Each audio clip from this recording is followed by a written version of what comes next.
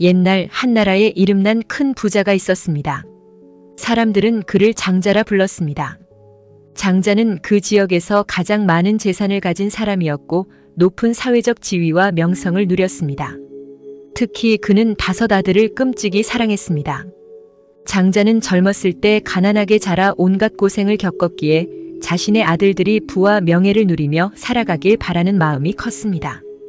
그래서 아들들에게는 부족함 없이 풍요로운 환경과 최고의 교육을 제공했습니다. 장자의 5 아들은 저마다 개성이 강하고 서로 다른 관심사와 재능을 가졌습니다. 하지만 장자는 각 아들이 자신이 생각하는 이상적인 삶을 살길 바라며 그들의 선택에 지나치게 관여했습니다.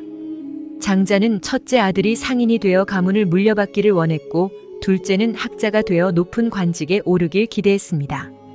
셋째 아들은 무예를 익혀 군인이 되길 바랐고 넷째는 종교인으로서 명망을 쌓아주길 원했으며 5째 아들은 재능을 가진 예술가가 되길 원했습니다. 그러나 아들들은 아버지의 기대와는 달리 저마다 자신이 원하는 길을 가고 싶어 했습니다.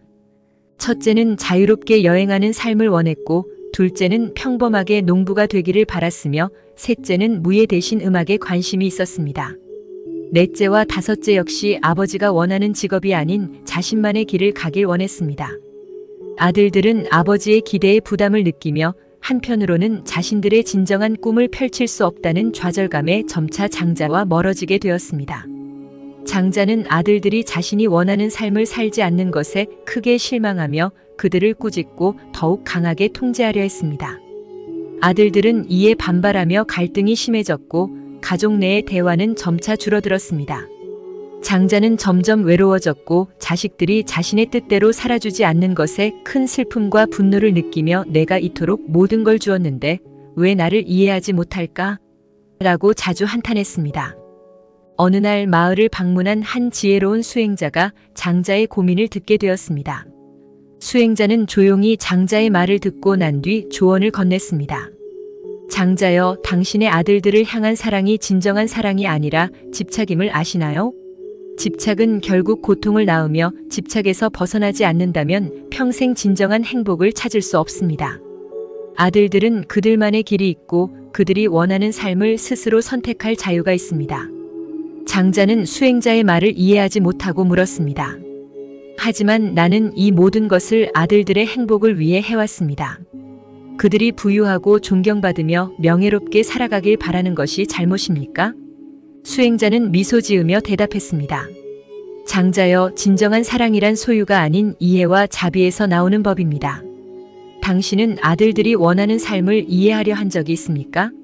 사랑은 결코 강요가 되어서는 안 되며 강요된 삶은 결국 불행을 가져옵니다. 장자는 수행자의 말을 곱씹으며 큰 혼란에 빠졌습니다. 그는 잠을 이루지 못한 채 자신의 삶을 되돌아보았고 아들들에 대한 사랑이 사실은 집착과 소유욕에서 비롯된 것임을 조금씩 깨달아갔습니다. 이 깨달음과 함께 그는 큰 자각을 했습니다. 자신이 아들들을 진심으로 사랑했다면 그들이 행복할 수 있도록 진정한 자유와 선택권을 주었어야 한다는 것을 이해하게 된 것입니다. 장자는 수행자에게 가르침을 더 요청했고 수행자는 자비와 이해가 참된 사랑의 뿌리임을 잊지 말라고 조언했습니다.